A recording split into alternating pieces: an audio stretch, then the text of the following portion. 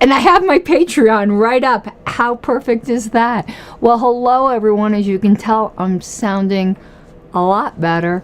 And got a lot of work done today. We're going to just have a little pre-show rant.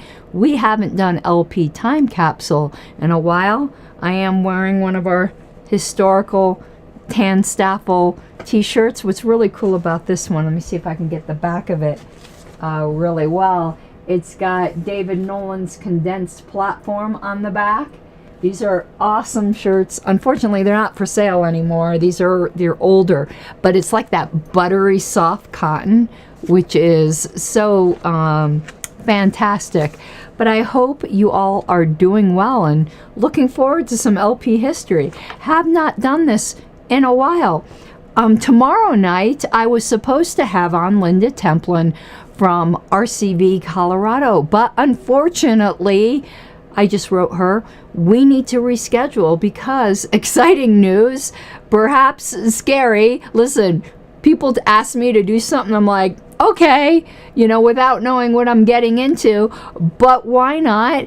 I was invited at the last moment to be on Tim Pool's Culture Wars, so I'm getting flown out to West Virginia to be live in studio on Friday.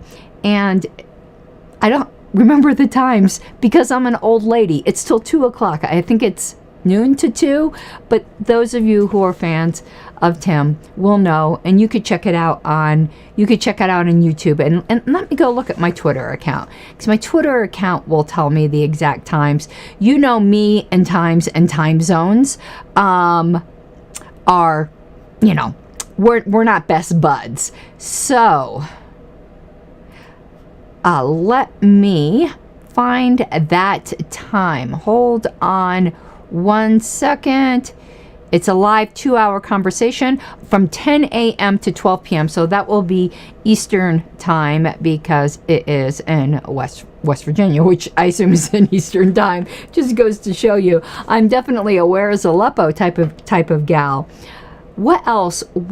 So while we have my Patreon at the bottom, I would really appreciate your support at patreon.com/Pink Flame of Liberty. This is probably going to be one of those no sleep nights because I've got to unpack still all my luggage. Well, not all of it, all but one from DC, and then just pack a small carry-on for my trip to West Virginia.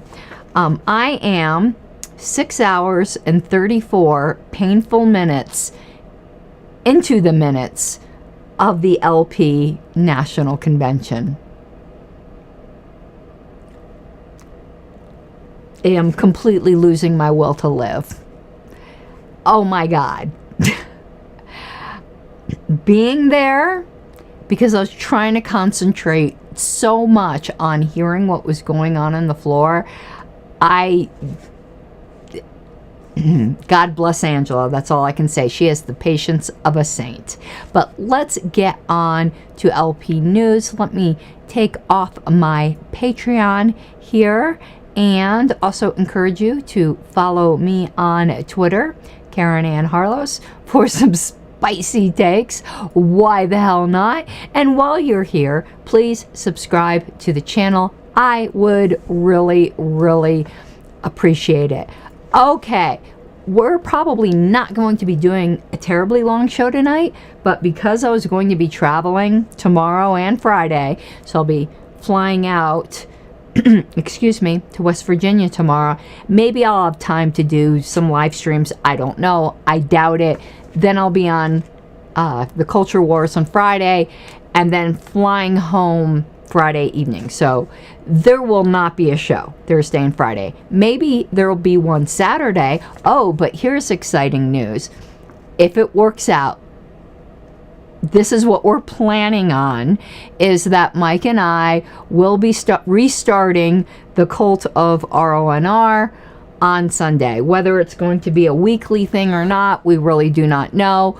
We're going to be working on prepping him for his RP exam. So that will be fun. And after that, I see JJ's in chat. We might consider going through some of his obscure papers.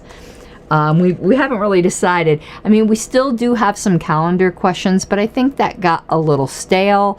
And Knapp, and I know they hate being called that, hasn't put out a new one. Maybe we'll start going through some Roberts Forums questions.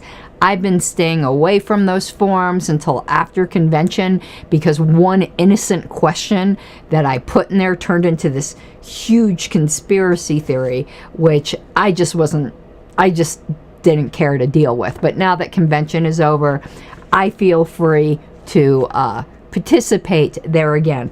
All right, so we skipped a number. If you notice that the episode numbers go from number 30 and then 30A, 30BC. I still got a little bit of the sniffles. I'm really sorry. It's really clearing up though. We're on number 32, which means we skipped number 31 because of convention and all of that. And I'm not going to be going through every page because I want to branch out a bit into some other areas of libertarian publications at the time. I've got some really old Reason magazines when they used to be good, and some other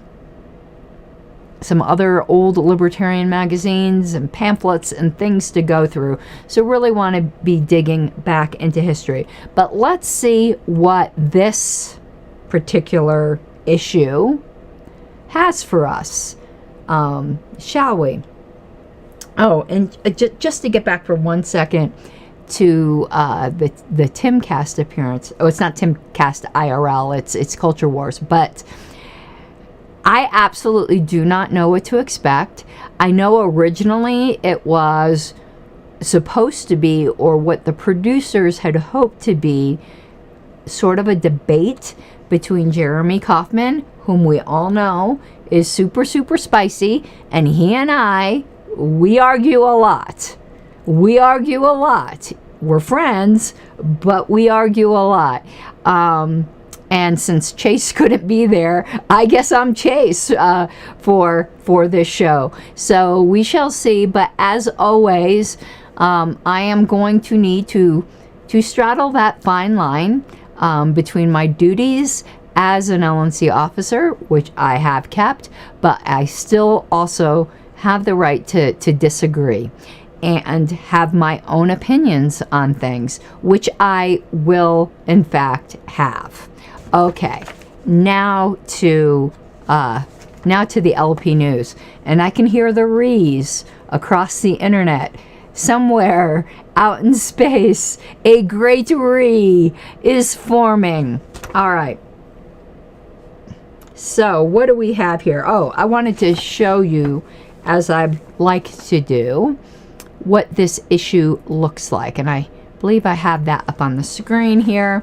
So here we go. We haven't done this in a while, have we? So we're going to page through this a little bit so that we can see what this issue looked like. So you can see that first page, that old just black and white picture, but that nice Libertarian Party, the party of principle, flag, I guess you'd call it, banner there behind him. And, you know, this again is just really thick with information. Like, to me, this is just way too much. It could just be modern sensibilities that in the 70s, they weren't quite, well, I'm not going to say quite as distracted with electronic media. I mean, they barely had four TV stations and radio, so I think their attention spans were a bit longer. So maybe, you know, these sorts of like just tiny walls of text were attractive then. It's not what people prefer today. You got McBride campaigns across the country. I'm not even sure what that's supposed to be a picture of on the bottom there. Maybe it'll show up better in the copy. What is that? Looks like a cat. Is that what is it? I still can't figure. Is it a cat? Maybe it says that somewhere in there, but it looks like a cat playing with a balloon. I don't know what that's supposed to mean, but I guess we'll find out. Maybe we will if we get to that section. 86 libertarianers run in Michigan. Who's that a picture of? Let's see if it's anyone that I know. That is, oh, it's David Berglund. It's the VP nominee. And who's that down at the bottom? Senate candidate Martin Nixon. Not somebody I know. Okay. State parties spread the word. Free press threatened by Congress. New notes and campaign comments. And I think that's the last page. Okay, so we are going to go back to the beginning here. And let's see what we would like to cover. So, what I think I'd like to cover on this particular episode, and again, we may cover more of the LP news, but I like to cover what their front stories are at least. And I like this idea because today I think we would be just too milquetoast. Actually, the Become Ungovernable theme was really, really good. And sorry, not sorry, the second place one was terrible. What was it again? Roll. Oh my God, the jokes wrote itself. Everything would have been a Rickroll if that had been our theme. Even though it wasn't ROLL, it was ROLE. It's just like libertarians and marketing is not good. Oh, and they asked if Bunchy is sitting this one out. Yeah, I didn't stick Bunchy up on this one. So Bunchy's taking a rest right now. He's still a grinning off in the corner. Someone needs to buy me a big Bunchy plushie. That would be a great addition to the studio. Though the unicorn mask over there isn't so bad either. A lot of people here, let me see if we can get him in screen. A lot of people ask me about him. If you remember, that's when I was talking about my unicorn identity. But anyway, back then, so 1976. It says, New Revolution to be the theme of the convention. I like that. New Revolution. That's a good one. People would be ringing if we chose something like that today. Remember that some of the themes that were submitted for our DC convention were things like, and you thought January 6th was bad. So, there were still some libertarians with a sense of humor and a backbone. So that was funny. And also I want to remind everyone that all super chats matter. All right. Now we'll put the glasses on. Yes, I know they're big and pink. That's kind of the point. Washington, D.C. Planning is underway for the 1976 National Convention. Oh my God, check this out. Planning is underway for the 1976 National Convention of Libertarian Party, which will be held at the Statler Hilton in D.C. Is that the same hotel we were at, but with a different name? I want to look that up. I'm going over to Chrome, and let's see here. Statler Hilton. I want to see if there's anything historical to see if that's a different hotel. It's a Capitol Hilton. Hotel history. Okay, so the Capitol Hilton was first known as the Hotel Statler. So it's a different hotel. It's not the same one. I'm going to show you like an artist's rendition. Let's go back to this screen. I want to show you just what this looked like. That would have been really funny if it was the same one we were just at. But it looks something like this. I know there's Bunchy. Bunchy came back alive. But that's definitely not where we were at, which was some really beautiful, brutalist architecture, which this definitely is not. I mean, it looks like a nice hotel, but it's definitely not brutalist architecture, which you all know I'm a huge fan of. Like, give me some old-time Soviet architecture, baby. Okay, let's go back. So it was at the Statler Hilton. So you just learned something. The theme for the convention will be the Second Libertarian Revolution. When was the first one? I'm assuming they're thinking of the Revolutionary War, which, it had certainly some libertarian elements in it, that's for certain. According to Linda Webb, convention coordinator and chairperson of the District of Columbia Libertarian Party, host for this year's event. I'd never heard of Linda Webb before. That's somebody new for history. Our objective is to continue the LP tradition of ever better conventions. Well, considering this is only... Well, did they have conventions every year then? They probably did, so this might be the fourth one. I think they were having conventions every year back then. Yeah, it says that. Although topping the job done by the Free Libertarian Party in New York last year won't be easy. The convention will run from Friday, September 24th through Sunday, September 26th. So notice it was a much later convention than we have now, with some informal activities scheduled on Thursday for early arrivals. The constitution of the LP, back then we had a constitution. We had a constitution and a bylaws. Those got merged, I think, in 1980. That'll probably be in an LP News we deal with, but I do think that's when they were merged. Calls for annual conventions, with those held on odd years conducting official party business, and those on even years, as this one is, being non-business gatherings. Now, I did not know that. That is really interesting. So that kind of explains, and you'll still see remnants of this in our new bylaws. We need to, at a future convention, authorize the LNC secretary with then an approval vote of the LNC to remove the word regular, probably, though after what happened in Michigan, I might need to look at this a little more carefully. But we used to have two types of conventions: regular conventions and non-business conventions. I think that's the word it used to use. And sometime during my time of the party, we took out all references to non-business conventions because we don't have those anymore, but we left in the word regular. And there was a proposal one year, was it actually even this past bylaws committee, to remove the word regular everywhere? I'd have to look at that a little closer again, with the hindsight of what happened in Michigan. But I know that the word regular being in so many places, and you're going, why does it say that? Because that's the only kind of convention we have. We don't have special conventions.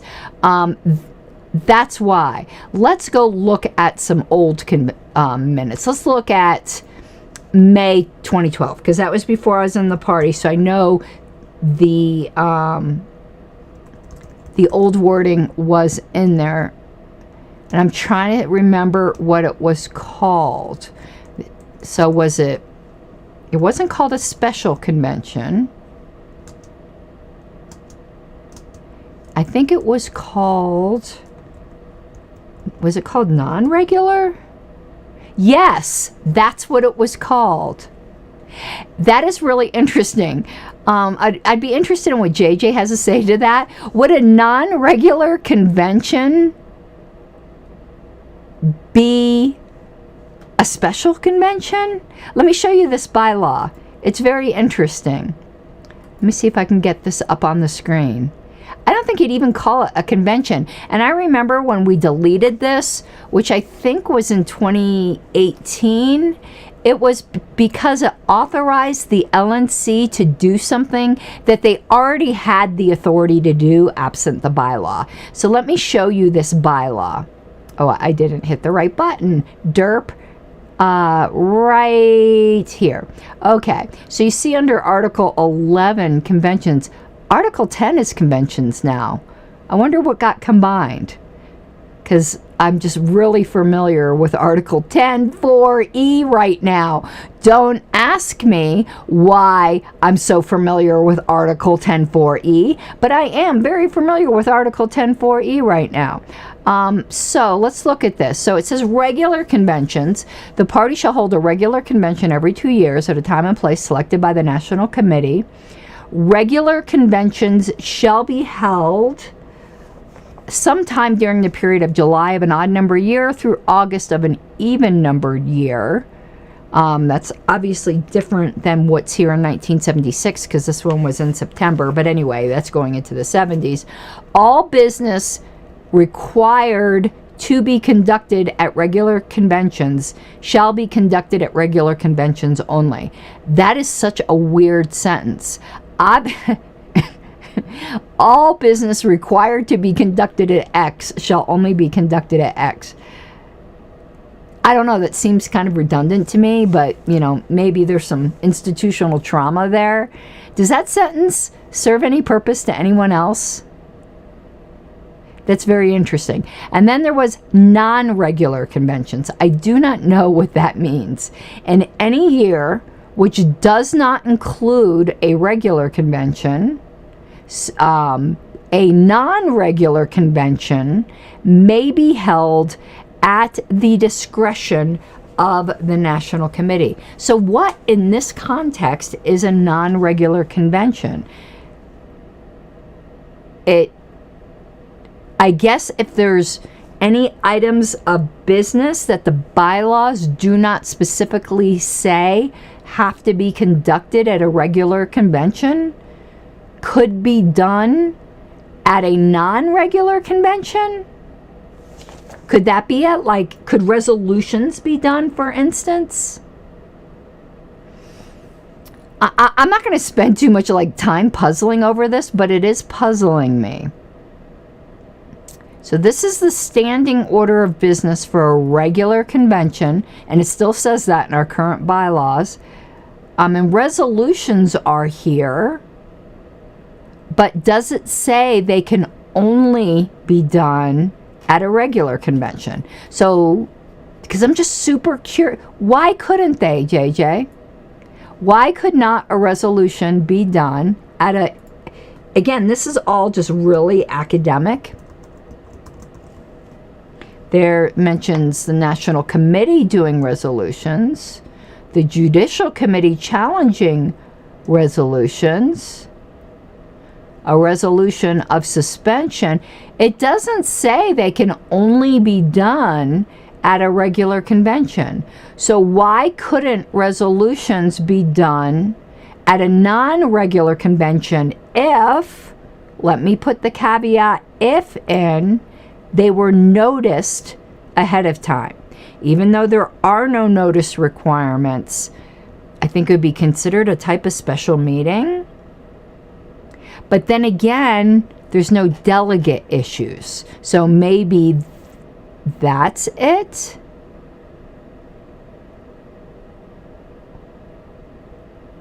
And check this out. Our parties have a lot. So affiliate party delegate entitlements. So you only can entitled to send delegates to a regular convention. Okay. But this, okay, that makes sense then. Because only things specifically authorized, JJ is saying, could be done at the non-regular convention. So what can be done? Nothing? Because the bylaws don't say anything, but the bylaws say a non-regular convention can be held at the discretion of the National Committee. So couldn't the National Committee authorize things to be done at the non-regular convention? Because this restriction here says restricts only regular conventions, but again, then there's the whole issue of who gets to vote because there's no delegate. But check this out. But look at this. This complicates things. God, these were messed up. Delegates shall be required to be members of either the party or an affiliate party. That's the same. At all regular conventions shall be those so accredited. That sentence makes no sense. Oh, delegates shall be those so accredited who have registered at the convention. At all non-regular conventions, any person who wishes to attend may do so, but that's under delegates. So, if it's a non-regular convention, is any person who wishes to attend, may they do so? And do they have to be members of either the party or an affiliate party? Now, I can tell you the only thing I think that makes sense here, but this is really badly worded. You don't think that? I think it's badly worded. It's problematic, as the kids say. Let's see what the current bylaws say in that section, because I know there's still some legacy language here about regular. So here's conventions. So you notice the word. So it says conventions, regular conventions. It still says that. It doesn't really need to. It just needs to say the party shall hold a convention every 2 years. I don't think it needs to say regular. Be curious, though.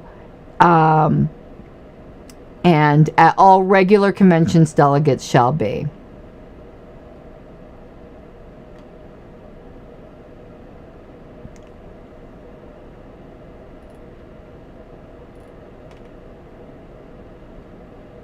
All right. And for those of you who are claiming, I'm going to say this till I'm blue in the face. Any federal or state law to the contrary notwithstanding, delegates to a regular convention shall be selected by a method adopted by each affiliate party. Therefore, to determine if someone is a delegate, you do have to look at the delegate by the affiliate's bylaws. Like those people, I'm sorry, anyone who is making the argument that the Credentials Committee does not have to look at the bylaws of the affiliate party can make no sense out of this national bylaw. It's just quite simply retarded, okay?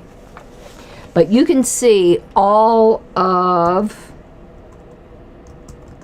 look at all these, still these legacy, 45 times it still says regular. And we don't have special conventions. So what else can that mean? Very interesting. So JJ, do you think we can safely delete the word regular? Or do you think that might cause a problem? I don't mean the LNC. The LNC obviously can't do that. I mean at a convention. Unless the convention just, authorizes, the secretary to go through and delete every mention of the word regular when it has to do with a convention. Can we safely do that? Or do you think there's some landmine here that we're not seeing? All right, continuing. I know I went off on a rabbit trail, but that's what these shows do. It's for those of you who are just geeky enough to be interested in these really obscure questions. So JJ says it would not hurt to keep it. That's kind of been my view, but I'm wondering though, what's the possible landmine? What's the possible landmine? Because I do expect, I still got that scar from that pimple. It's really bothering me. I know it's going to come up again. What is the potential landmine in deleting it? Alrighty. The Constitution of the LP, we already did that. Because no official party business will take place, anyone who pays the registration fee is welcome to attend. So that kind of agrees with what you had said, even though we weren't looking at the one from the 70s. I'm sure it was pretty similar. There is, therefore, no requirements for selecting state delegations, although seating on the convention floor will be by state. Interesting. Webb says that leading libertarians from around the world will be attending the convention, and that at least 10 Australians from the Libertarian Workers' Party have already notified of their plans to attend. In addition, Nobel Prize-winning economist F.A. Hayek has been invited to address the convention. Libertarians representing a wide range of interests from within the movement have been invited to speak at the convention. The July-August issue of the LP News will present a detailed schedule of speakers and events. Demonstrations will be held on Thursday in front of 2 or 3 as yet to be selected federal agencies, and formal notifications of impending dissolution will be sent to several others. What does that mean? They're just going to declare, FBI, you're dissolved. We were really cheeky. Okay. That evening, a boat ride cocktail reception will take LP peers up the Potomac River. Another cocktail party, we like to drink then and we do now, is planned for Friday night, and a banquet honoring Roger McBride will be held Saturday evening. In between the socializing will be a series of speeches, panel discussions, debates, and workshops. The convention will be designed to provide serious libertarians with everything from theoretical and empirical information in support of libertarian objectives to practical information for political activists. Information and registration packets will be sent to the entire LP mailing list in early August. And there was a little blurb here. CBS to air TV spot. The CBS television network has sold the McBride for President campaign committee, 5 minutes of airtime immediately following the CBS Friday night movie, July 16th. I wonder what the movie was. At 10:55 p.m., the decision by CBS to sell the time is a major victory for the McBride campaign and a recognition by the network of the major impact of libertarian politics in this election year. McBride supporters contributed over $20,000 to purchase the time. Okay. So, I'm gonna put JJ's comment up here where he asked me what the landmine is. Hold on. I lost my cursor. Where'd it go? There it is. He said, well, you can get confused if something is regular or not. After last convention, I'm loath to say that something so simple would not confuse libertarians, because apparently bylaws, confuse them, and they think seat them all, overrides the bylaws. This is some new magical rule we didn't know about. But how can anyone be confused if it's a regular convention, if that's the only, if we can't have if we don't have provisions for special conventions? I'm just curious. Though again, nearly anything's possible after last convention.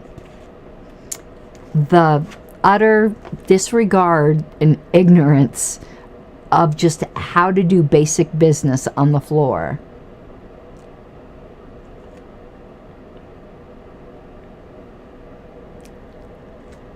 I'm very rarely speechless. Whew. That was a traumatic experience. Reagan's Rhodesia plans blasted. That's the next one we are doing. Cedar Rapids, Idaho. Did I say Idaho? Iowa. Ronald Reagan's proposal to send to Rhodesia an American occupation army, if necessary, is a frightening proposal of brinkmanship, said Roger L. McBride in a news conference here at the Holiday Inn on June 4th. To send American military forces to intervene in the civil quarrels of an African nation would be the very height of international irresponsibility, McBride said. According to yesterday's press releases, Mr. Reagan does not believe such an action. I'm getting stopped up. Sorry about that. Would I can't find my spot. does not believe such an action would involve us in a war in Rhodesia, but the actual risk of starting another Vietnam-style conflict would be so great as to disqualify Ronald Reagan from further consideration as a potential president of the United States. Excuse me, I need to go find something. I'll be right back, because I cannot keep having the sniffles. So, off camera. Sorry about that, but I had tissues over there and can't have the sniffles on air. That's just not polite. Okay. McBride noted that in New Hampshire in January, Reagan had proposed that the U.S. go eyeball to eyeball with the Soviet Union over the Angolan tribal conflict. And in May, President Ford in Maryland pledged that the United States would be the ultimate guarantor of the state of Israel. Oh, God, everything old is new again.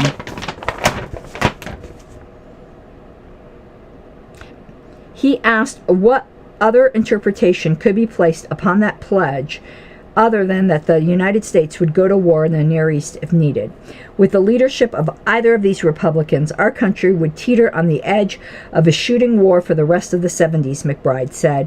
It is obvious to me that in November, the American electorate should permanently retire the GOP to the history books. Okay. That is all we're going to be doing this evening. Again, glad to be doing history. Oh no, Death is back in chat.